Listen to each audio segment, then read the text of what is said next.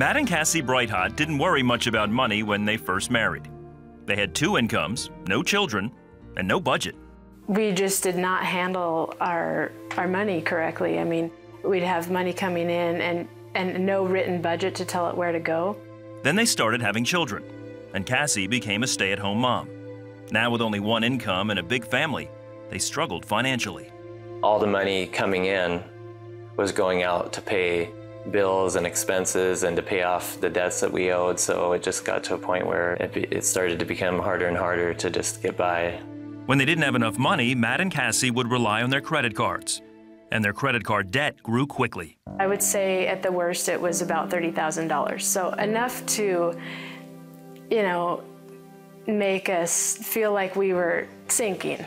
Matt worked as an RN at a local hospital, and Cassie continued to stay home with the kids.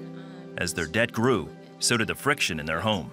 I told him, well, you don't make enough. Your checks are not big enough. I mean, that was a literal sentence, I'm sure we probably argued more than we should have, and a lot of it was over money and about what can we afford to spend and what should we be buying and what should we not be buying. And so it just really became a bigger and bigger strain. Because we were both feeling frustrated and like we couldn't get ahead, or, it's not a good feeling.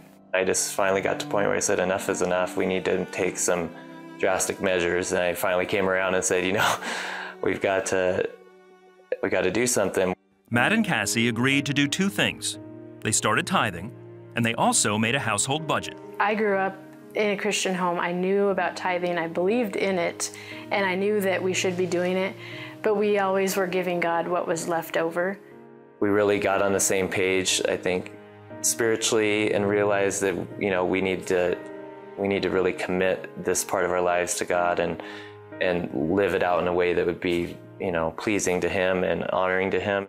They stuck to their budget, using a cash and envelope system. Now, whenever Matt gets paid, the 10% comes off the top of his paycheck for our tithe. You're telling your money where to go instead of letting the money dictate where you go. Within a few weeks of tithing and sticking to their budget, their finances did a 180-degree turn. We put our house for sale. It sold within 2 weeks. Then we were able to pay off a huge chunk of debt with that. And a few months later is when Matt got a new job, and he was making about 25% more than what he had been. Then within a period of another 9 months, we had paid off everything. Now Cassie could stay home with the kids without stressing about it. Their local newspaper even did a feature story on the Brighthot success. I think what it really comes down to when you look at the big picture, it's what are we trusting in? I think many of us, including ourselves, for many years trusted in money instead of God. Today, Matt and Cassie have 6 children, and they're adopting 2 more kids this year.